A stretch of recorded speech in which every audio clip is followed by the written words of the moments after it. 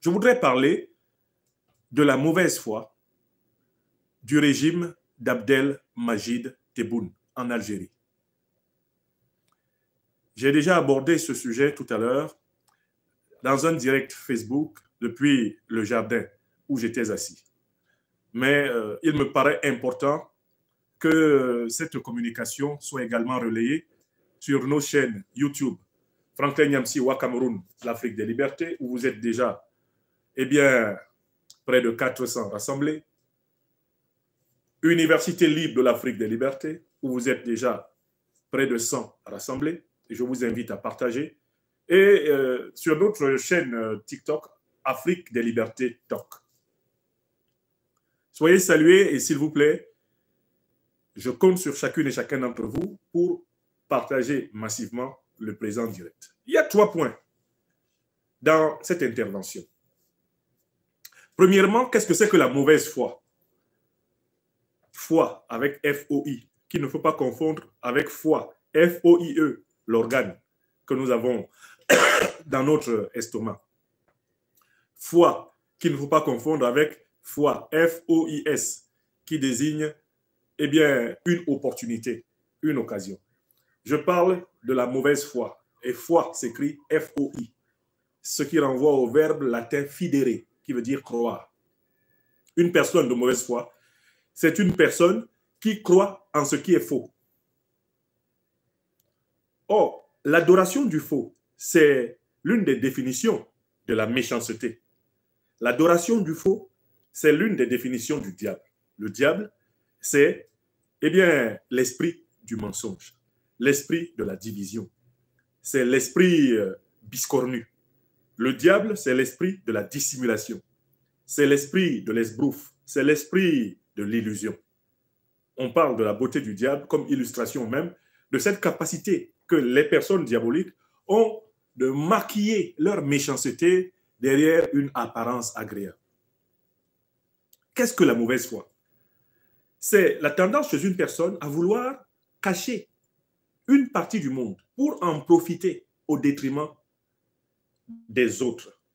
La mauvaise foi, c'est la tendance chez une personne à ne jamais reconnaître la vérité. C'est la haine de la sincérité. C'est la haine de la clarté. C'est la haine de la transparence. C'est la haine de l'équité. C'est la haine de l'égalité. La mauvaise foi, c'est le choix délibéré chez une personne de tenter de manipuler les autres en tronquant la réalité afin d'exploiter la réalité en sa faveur et en défaveur d'autrui. Voilà pourquoi une personne de mauvaise foi va nécessairement s'acheminer vers une maladie morale, mentale et spirituelle qui s'appelle la mythomanie. Qu'est-ce que c'est que la mythomanie? C'est la forme suprême de la mauvaise foi.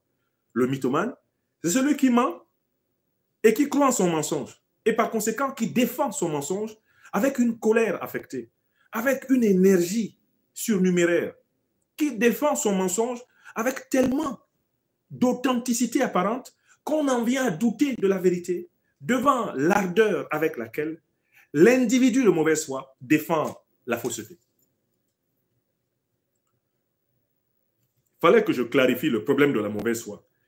Une personne de mauvaise foi est une personne qui se laisse habiter par l'esprit de Satan, Shaitan. Une personne de mauvaise foi est un tombeau blanchi. Une personne de mauvaise foi est un être d'apparence humaine, mais qui est en fait déjà un démon.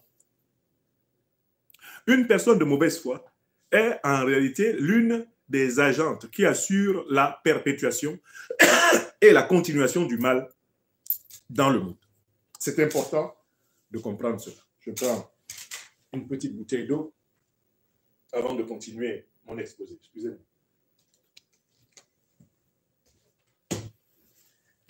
C'est important qu'on comprenne le fonctionnement de la mauvaise foi. Pourquoi les gens sont-ils de mauvaise foi?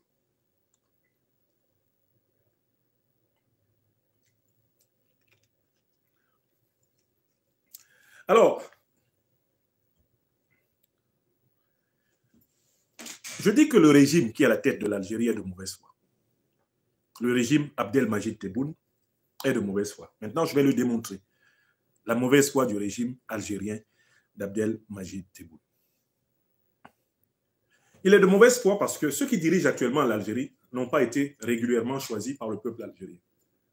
Au moins depuis 1992, les dirigeants algériens successifs sont des personnes qui ont fraudé aux élections générales, présidentielles, législatives et municipales d'Algérie pour imposer une oligarchie de généraux corrompus au détriment des intérêts du peuple algérien. Écrivez ça.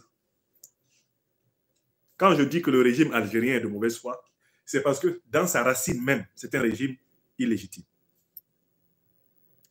C'est un régime illégitime parce qu'il a constamment refusé de reconnaître le choix du peuple souverain d'Algérie aux élections.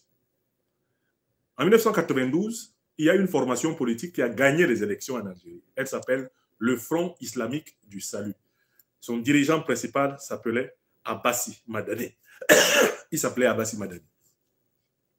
Abbassi Madani gagne les élections. Les généraux là, qui ont confisqué le pouvoir et qui utilisent Abdelmajid Tebboune comme leur façade, leur vitrine, ont juré qu'ils ne reconnaîtraient pas le choix des Algériens. Ils ont confisqué le pouvoir pour eux, ils ont confisqué la gestion de la manne pétrolière pour eux, et ils ont maquillé ce pouvoir en utilisant des civils, souvent d'ailleurs anciens militaires, comme des marionnettes qu'ils placent devant, pendant que derrière, l'essentiel du pouvoir est dans les mains de la mafia des généraux qui ont refusé de reconnaître la voix du peuple algérien. Le peuple algérien que vous voyez là, c'est un peuple braqué. C'est un peuple soumis par la force, par la ruse, par la violence, par la corruption de l'actuel régime algérien. Quand je dis que c'est un régime de mauvaise foi, c'est parce que je me fonde sur la genèse du pouvoir algérien actuel, qu'il ne faut pas confondre avec le pouvoir algérien du FLN issu de la lutte contre le colonialisme français.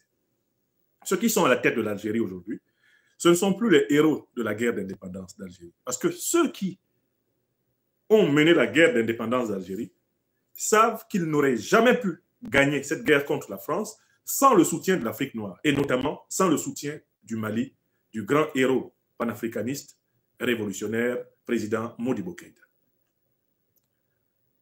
La génération d'Abdelaziz Bouteflika, qui n'est plus vivant, la génération de Chadli Ben Djedid, qui n'est plus vivant, la génération de Houari Boumedienne, qui n'est plus vivant, la génération de ceux qui ont mené et participé à la guerre d'indépendance, ne se seraient jamais comportés envers l'Afrique noire comme se comporte aujourd'hui le régime d'Abdelmajid Tebboune. L'actuel régime algérien n'est pas issu du socle, de la matrice, de la mémoire historique de la guerre d'indépendance, de la guerre de libération. C'est un régime qui est issu de l'arnaque des généraux. Écrivez ça, Tilana. Et c'est l'origine du mensonge du régime Tebboune est dans le vice de légitimité de ce régime en Algérie. Alors, comment ce régime fait-il pour se maintenir, puisqu'il n'est pas légitime?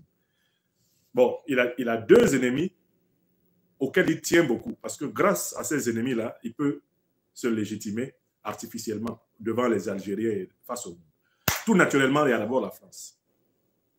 Puisque la France n'a pas arrêté sa politique néocolonialiste. Donc, il est facile, en effet, pour les dirigeants algériens, chaque fois qu'ils ont un problème en Algérie, de l'attribuer à la France. La France, ça c'est leur brosse à dents en Algérie. Dès que quelqu'un a mal à la tête en Algérie, il dit que ce sont les dirigeants français qui l'ont fait. Et comme les dirigeants français, en particulier le régime Macron, eh bien, ils sont particulièrement maladroits en politique internationale, ils sont des cibles faciles. Parce que de toutes les façons, ils commettent toujours des erreurs. Des déclarations, la politique d'immigration, etc. Ils donnent tous les jours à Abdelmajid Tebboune et à ses camarades de l'oligarchie des généraux qui a détourné le FLN, canal historique, ils leur donnent tous les jours des occasions de distraire le peuple algérien. Ils ont un deuxième ennemi. Si vous voulez rendre fou les dirigeants algériens, parlez-leur du Maroc. Dites du bien du Maroc. J'ai jamais vu ça. J'ai jamais vu deux peuples de la même racine, arabes, venus du Moyen-Orient, qui se détestent, comme se détestent, politiquement parlant, les Algériens et les Marocains.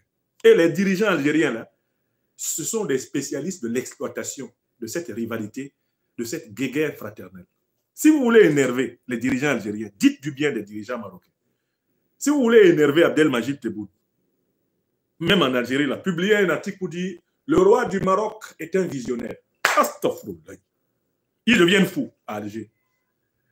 Si tu dis « Ah bon, moi je trouve que les dirigeants marocains sont beaucoup plus réalistes envers l'Afrique noire, ils sont beaucoup plus respectueux de l'Afrique noire que les dirigeants algériens. »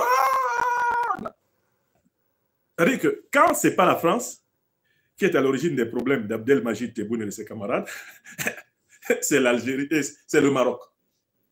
Voilà.